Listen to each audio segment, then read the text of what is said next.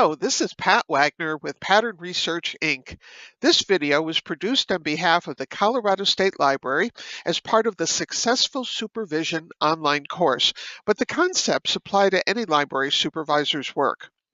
The Successful Supervision online course has been made possible in part through grant funds from the Institute of Museum and Library Services, IMLS, administered by the Colorado State Library. Again, thank you and welcome. This is one of the pieces that we do regarding supervision, which I think is absolutely the most important for several reasons. First, the key idea here is that influence is what works when power and authority fail. And so many times when you're a supervisor or a manager, you're told to get the job done, but you're not given the authority to impose reasonable consequences. In some cases, you're not allowed to discipline someone. You're not allowed to fire someone. So the question is, do you become manipulative? Do you let people with unearned and, let's call it, illegitimate authority run the library? And what do you do about the people who are good people but could be greater people? So influence makes power and authority work better, whether or not you have it. And for me, influence is that thing that you do that not just makes it about getting the person to be more productive, but also, this may sound weird, but it also probably makes the other person happier. Isn't that an interesting thing? And I have to say that when I first started studying this kind of thing, it didn't make sense to me. I was very much of a command and control kind of supervisor and manager. And I just figured my job was to get people to do what I told them to do. Just would you please be quiet and just obey me? Really, I was that kind of person. And what I had to remember, and when I sort of had that turning point in my brain, when I remember that there are two jobs that I have as a supervisor. First of all and foremost, to elicit the best from everyone, to improve their skills, to make them feel more competent and confident about it, to encourage them to take the initiative, right? And also, yes, want them to come to work and feel like, yeah, this is a good thing. I feel good about myself. I'm being validated. And then the other part, which is the project management part, the thing we do that has to do with deadlines and money and productivity, is to keep everyone on track so that you don't have drift, you don't have slippage, you don't have people who come to work and don't do the job they're supposed to do. And influence helps both of these goals, helps us reach both of these goals. Another thing that was a big surprise for me was that idea that you didn't have to be always critical to be an effective supervisor. You didn't have to wait until someone was doing something wrong or you had a problem with what they were doing and you needed to ask a question or you needed something from them in order to interact with them. And my own experience learning this way of doing things is that most of the time, and when I say most of the time, 90% of the time that I spend with people I supervise is about thanking them, telling what they're doing right, encouraging them, and so on. We have someone who is working now as a partner and a handyman and doing a lot of renovation with our house. And his name's Raphael. And my husband now understands that I just may leave my husband for Raphael. He's wonderful. And even though this gentleman is very experienced, almost 30 years on the job, when I thank him sincerely and specifically and praise him, he just lights up. And I can tell he's doing that little bit of extra for us because it's not just the money we're paying him. It's the fact that he feels good and proud about the job he does, and being recognized by someone else makes him feel that much like he wants to step forward and do more. And it's not that we're never going to ever criticize someone or never going to correct them. But too many people like me, like old Pat, used to think that was sort of the first resort, right? Not last resort, but first resort to criticize people. And I had, as my mom would say, a reputation at one workplace of being, I think, what they call a witch with a broomstick, if you get my drift. And the fact that I can be assertive with people who work for me and still they want to come to work, they're happy to see me, I think is really important. So we're going to talk about these two models, the little bit of introduction, and then we're going to talk about the influence model and the positive reinforcement model, and then go through the assignments. So we've given you a lot of options for assignments for this particular video. An exercise that I do when I have a live audience, people right in front of me, is we talk about what we valued in people who are our best bosses, what our best bosses, our best supervisors, our best managers, our best teachers did for us. And my work has not just been with libraries. I've worked with engineers, scientists, people who've worked in all kinds of government agencies, from national agencies like the FDA and the EPA, working with the scientists there, state inspectors of different kinds, and people in a dozen different professions, from funeral home directors to physical therapists, nurses, doctors, lawyers, and so on. Never in all those years of asking the question to the audience, what did your best boss or best teacher do for you? Did anyone ever raise their hand and say, oh, Pat, I valued Mrs. Smith because Mrs. Smith taught me analytical geometry? No, nobody ever said that. Nobody talks about that. Even with the engineers and scientists I've worked with, and I have literally worked with rocket scientists at NASA, did anyone say anything except the kind of things that you see here in front of you?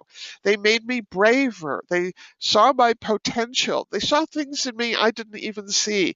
They stretched me, right? Made me try things that I didn't think that I would be capable of. They surprised me with information and idea. They challenged me. They set me on a better path to get me to do what I needed to do better.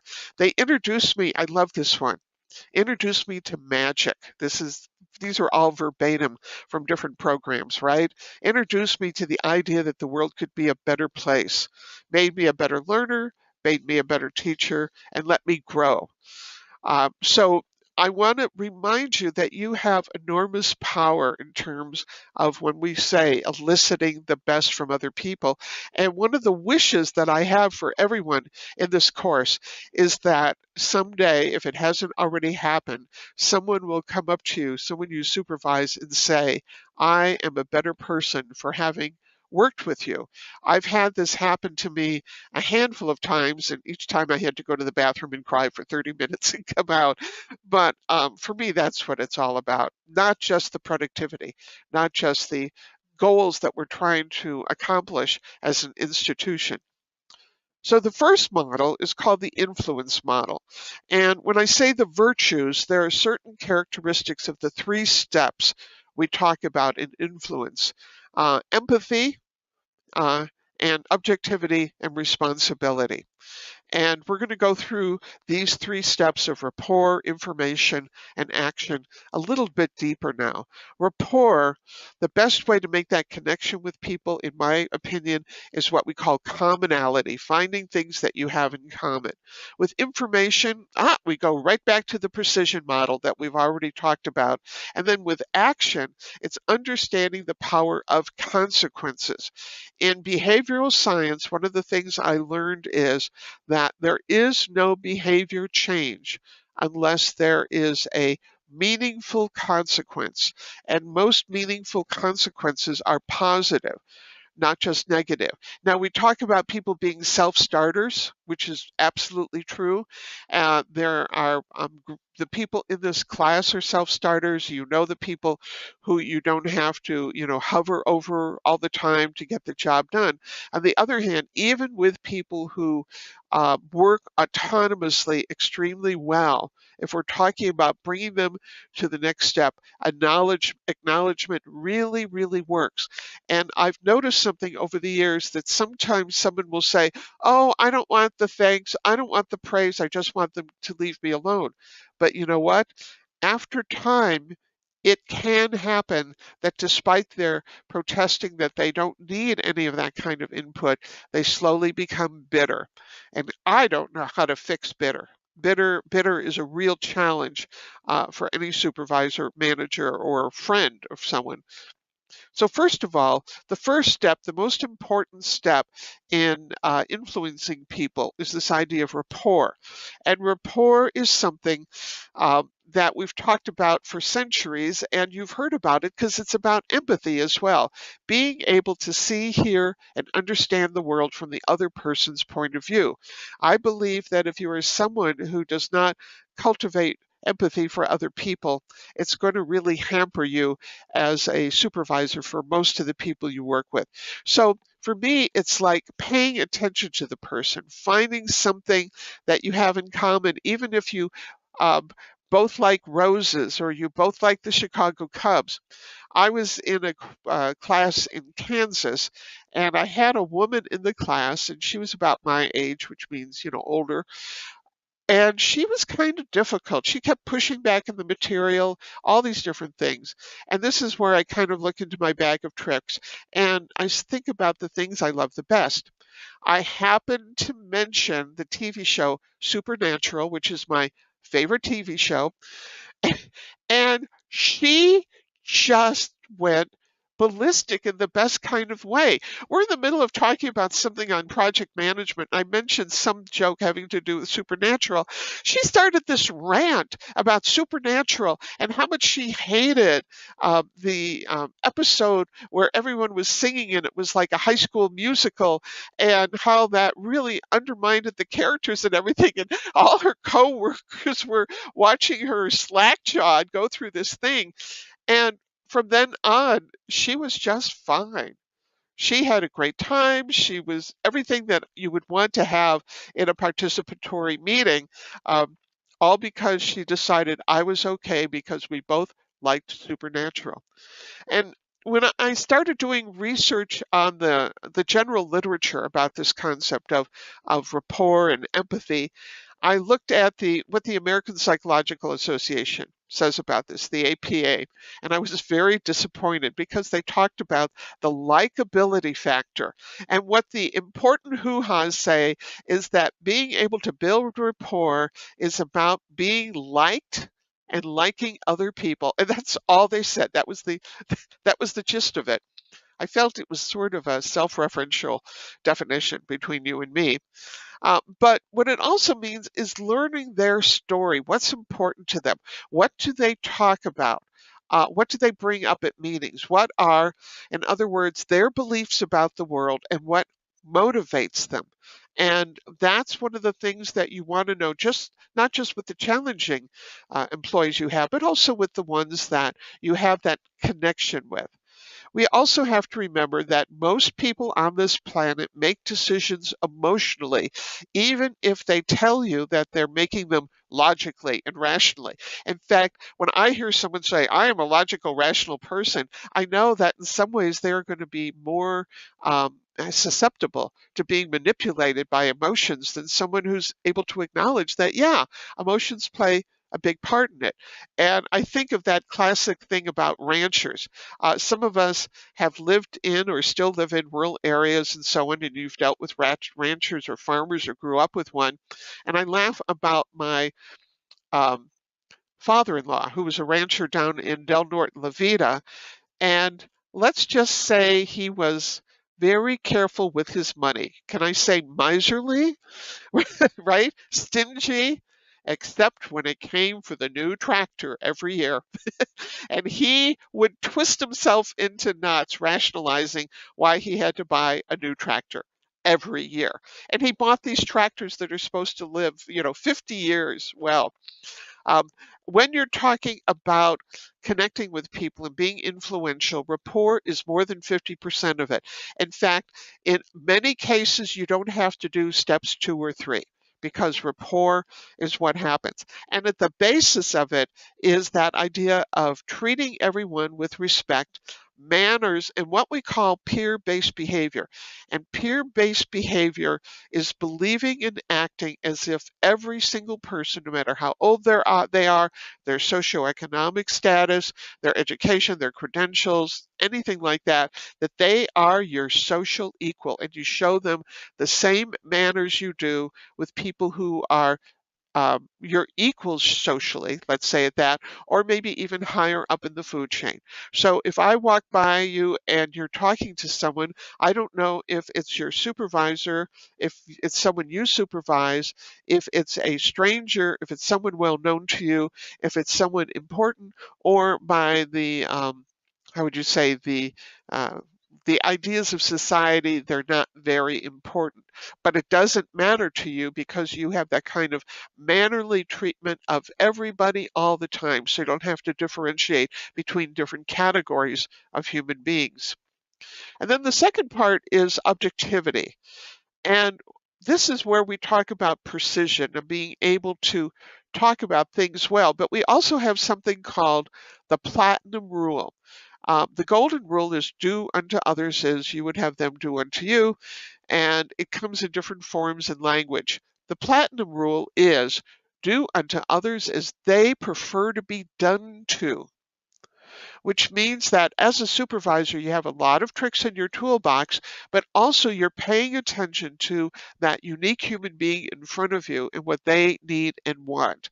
And yes, when we talk about classes like this, 80% of what we talk about in class works with most people most of the time in most situations. And then there's those people who need something different.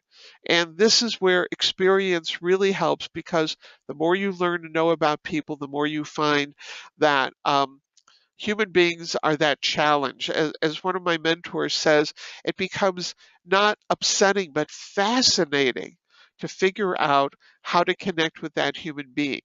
And when we talk about information and being objective, we want to make sure that we don't assume they already know what we're talking about. And I think that in meetings I have where things have sort of gone south in a supervisory relationship, this comes up over and over again. I never knew, they never told me, or they told it to me in a form that I didn't get it.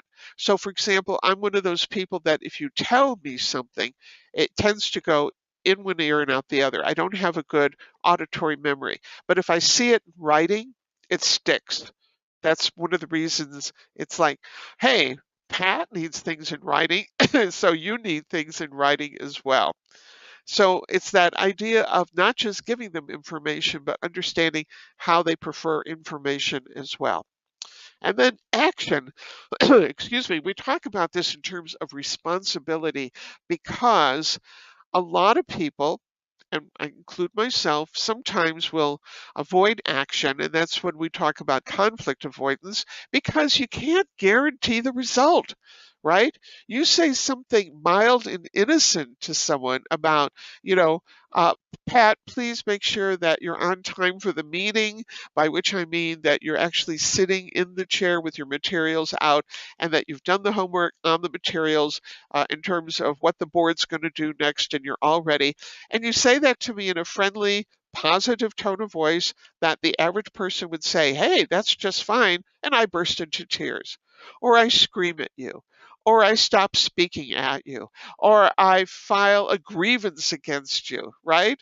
And so when I say that it has to do with responsibility, it's at some point something needs to happen differently. And this is where it's a sticking point, because for most folks, rapport and giving them the right information works just fine. But what do you do when you have to do consequences? And remember, consequences can be positive or negative. Uh, First and always, as I like to say, it's about praise and gratitude. I think that's really important. And it's also, and this is what we mean by responsibility, it's courage and risk.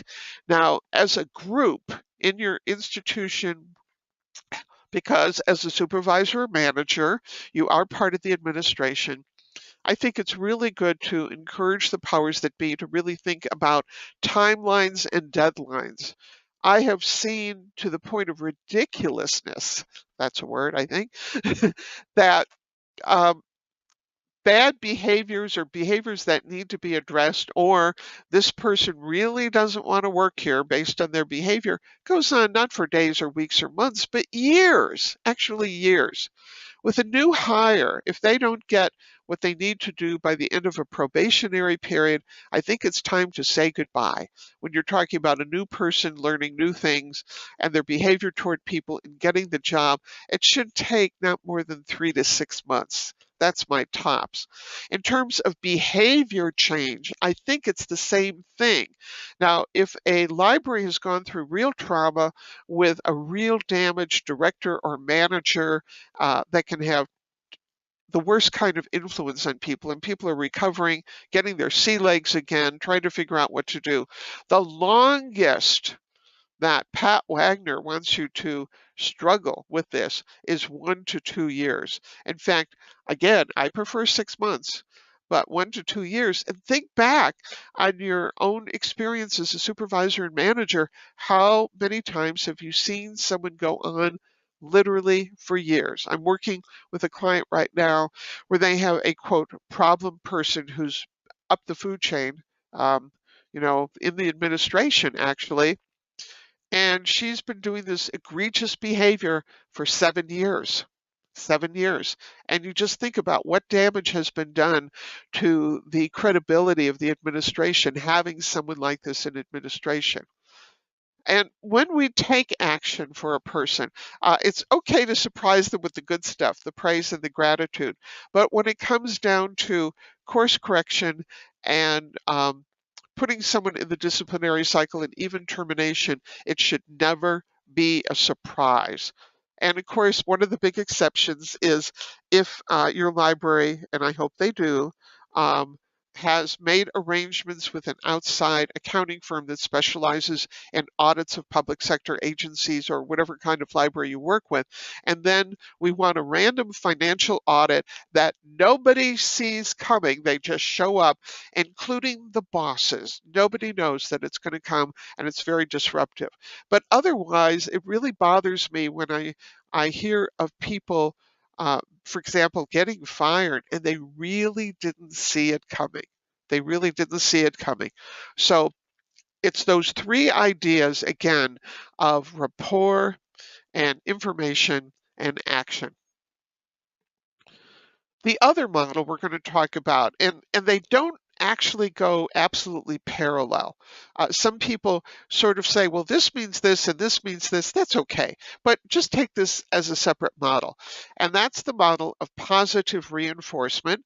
And again, I have adapted the model that Karen Pryor uses in her book, Don't Shoot the Dog, which I think everyone should read and memorize. It's that good. And the three steps are: catch them when they're doing it right, tell them they're doing it right, and recognize. And recognition might always also be that reward that they're getting, the reinforcement. In effect, acknowledge and invalidate them. It doesn't mean that you have to necessarily write them a check, but it's that validation. So when we say catch them, when I say focus at least a ratio of 5 to 1, that means that in your encounters with people, at least 5 of your encounters need to be positive, which means that if you have someone who is challenging, you might have to dial back the criticism. You might have to dial back of, well, Pat, let's sit down and talk about the last 100 things you did wrong. That can be very discouraging and demoralizing to someone, particularly if they see other people getting positive reinforcement and you can see they're struggling. Now, does it always work? No, of course, nothing always works. But I have seen people turned around when instead of this sort of cold silver rain of criticism, even if it's done in a kind and helpful tone, that the person is acknowledged for what it is that they're trying to do.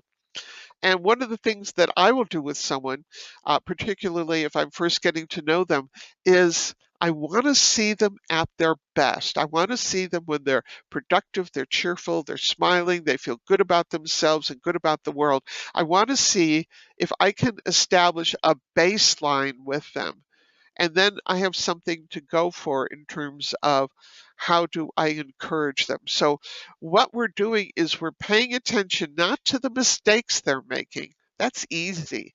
But when they've really done something right, when they've really um, done that thing, even if you feel it's only once in a while. We want to emphasize that. Now, yes, there is a kind of person who is unrealistic about their abilities, that they do not acknowledge at all when they're doing something wrong, and they take the praise as a justification for future bad behavior. The person I'm dealing with that I meant, and this is in another state, the person that I'm dealing with, that person who has been misbehaving for years, is absolutely oblivious, it seems, according to people who work with her, including her supervisor and the director, um, to the fact that she's doing exactly all the behaviors that she complains other people are doing. She has no knowledge of herself as a person, and doesn't seem to have empathy or something. So there's going to be always that 5% in my opinion about things. However, catching them when they're doing it right really does work really well in my personal experience. About 95% of the time. That's pretty good, huh? And then we have to tell them, right? We want to put a word on it. And it may be simply as this. You're walking by the circ desk, and there's your most difficult patron who's come in after the pandemic complaining about everything, and you see that person you're working with, the circ clerk, handle them beautifully, and the person is fine, and they go off smiling, and you can see that the circ clerk looks a little pleased with himself, well deserved. And if you can, to go up to him and said, "Oh, I saw how you dealt with that Pat Wagner. You were terrific. Congratulations. You know, that thing you did where you smiled, leaned a little forward, and asked him to tell a story about his grandkids. That's what we talk about when we mean building that rapport. Thank you, thank you, thank you." And the person could say, oh, I get it. I never knew really what you were talking about, because it wasn't like a concrete thing like take this book and put it on the book card talking about human behavior, but wow, thank you, right? And so you're telling them, and the smile and such rewards them for that good behavior. You acknowledge and validate them on their terms. Now, one thing everybody has to watch out for is you want to make sure that you are not perceived as playing favorites. Probably the two most common complaints that I get from libraries when I go and work with people one on one is, number one is usually always micromanagement or bullying of some kind. But the other one is favoritism, that otherwise terrific supervisors and managers are seen playing favorites. And I remember at one supervisory training, someone said, "You mean that the fact that my best friend works for the library, I can't be seen as playing favorites, so I'm not supposed to take her out for lunch every day?" Yes, I was mildly horrified. And I said, "No, you don't take her out for lunch. In fact, you explain to her that whatever you have as a friend happens outside the library, because you have to focus on everyone equally."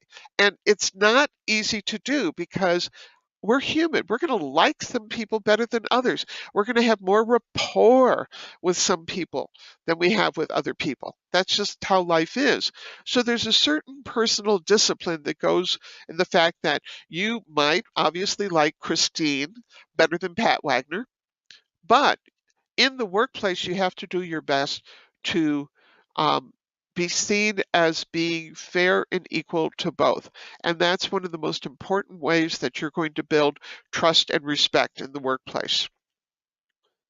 It's kind of exciting that to think about this, because a lot of people say, "I don't want to take the time to worry about things like influence and positive reinforcement," but it's that investment in the future. Investment in the future, and it's taking time to put oil in the machine. I've used this example many times, but I have a wonderful best friend here in Denver who's an artist, and I'll say her name is Sally. That's not her name. Sally and I've known each other for almost 45 years. She is kind and talented, and she's a woman of character, and she's loving and just such a wonderful person. But under no circumstances would I lend her a vehicle that I own because she only puts oil in the car when the red engine light comes on, and then she wonders why she burns out her engines after 25,000 miles. And my husband has tried to explain very gently that she really needs a regular maintenance schedule when she complains to us about her cars being no good. And we sort of laugh about it, but no, you can't just say, I'm going to do it when my car's upset. And she will always say the same thing: I don't have time. I don't have time. Um, so we want to do this to invest in the future of our relationships with people and make it easier for us to have that kind of partnership with the people we supervise. So let's take a little time about the assignments. And this is a place where, if you look at the resource guide, pages 18 through 30, plus page 37, will give you extra information and provide you some models and things related to these two ideas. And it goes into both models, the influence model and the positive reinforcement model, in a little more depth. For this particular video, we have 2 required assignments and 7 options, which are basically, questions, and then 1 huge extra credit project. And even if you don't do the extra credit project, I'd like you to look at the idea and see if this is something that you'd be interested in.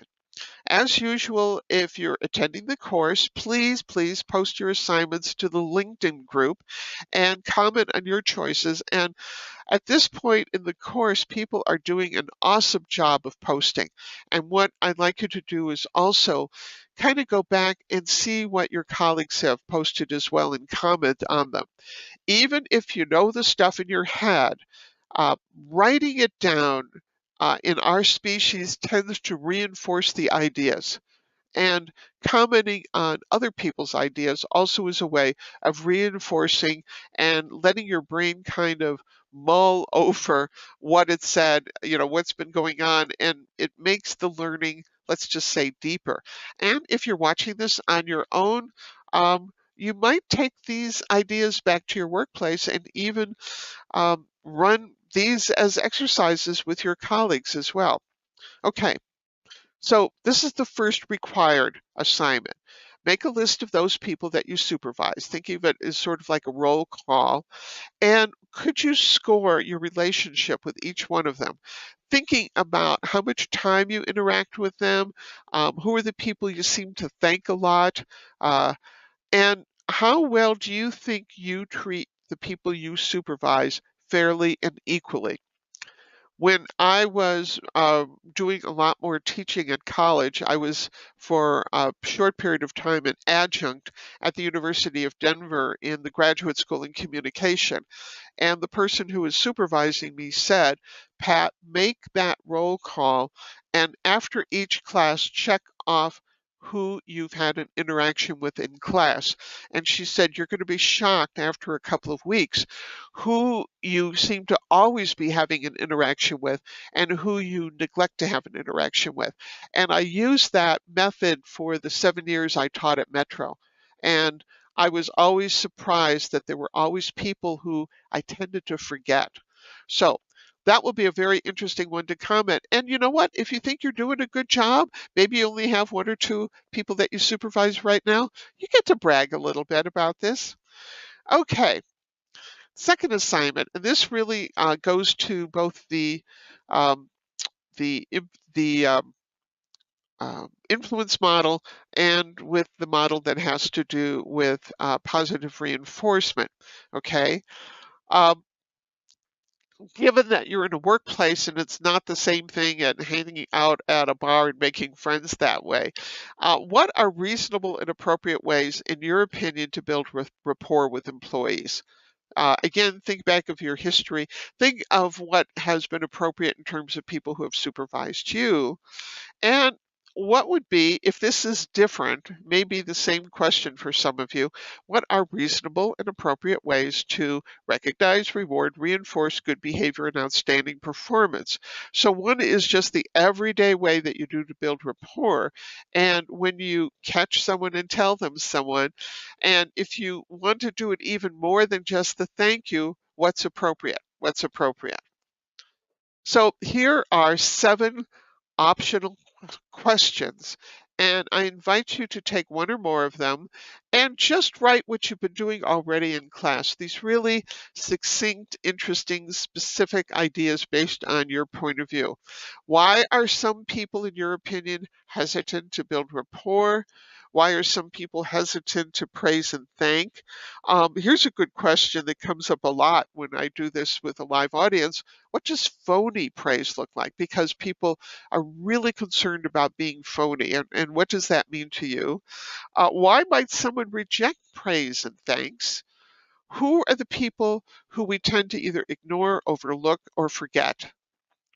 And what my experience is, it's not the people we like, and it's not the people who are problems. But maybe there's a third category. What do you think about that? What are your personal favorite ways to reward employees? And have you, before or during this particular course, have you seen positive reinforcement working? Okay, here's the extra credit. And I've done this probably maybe 5 or 6 times with clients. And oftentimes it's when I'm coaching one-on-one, a supervisor or manager, and it's kind of taking that, have the roll call and keeping track of people sort of to the next step. And basically what you're doing is setting up a scoring system of um, how we interact with people. So a neutral connection is you're just touching base. How's it going, Christine? You're checking in with them on a project, and maybe you're saying, oh, this is really great. We want to remember that we're doing this because it really is going to help our circulation numbers, and we're really pleased to be able to do outreach to more people. Okay, that's what we call neutral, and we'll give it 1 point. Then, when you are actually doing specific praise and gratitude, and one way to do this is to share the good news about their successes. Because you did this, this is what happened. Because you did such a good job yesterday helping that group of high school students understand how to use a college library, we got incredible response from the class a few weeks later of saying, oh my goodness, this is so good that I'm actually working with the high school library better than I was before, and thank you, thank you, thank you. So that's a 2 point or one. Now, what about negative?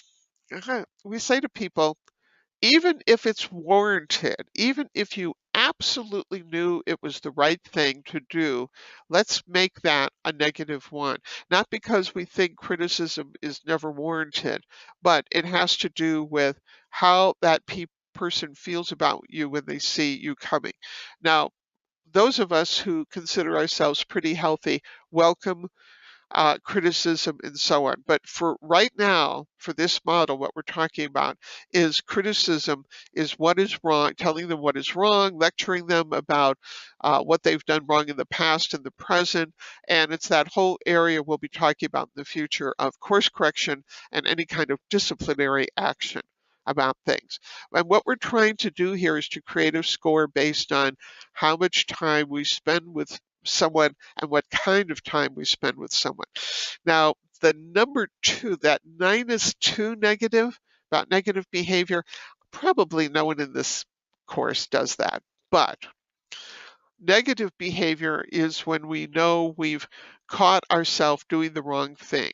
We've used sarcasm, we've yelled at someone, we've scolded them in front of a group of people, particularly if we do it not just with their peers, but we have actually scolded them, even if we've kept our voice, temperate, in front of library users, in front of visitors, in front of family, or something like that.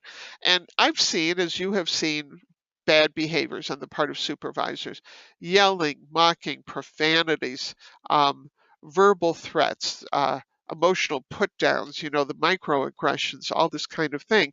And if you don't know what I'm talking about, page 37 of the resources guide has a list of examples of behaviors that humans do. And if you're doing these behaviors with people, this gives you a negative two. And it's very interesting if you think of it this way.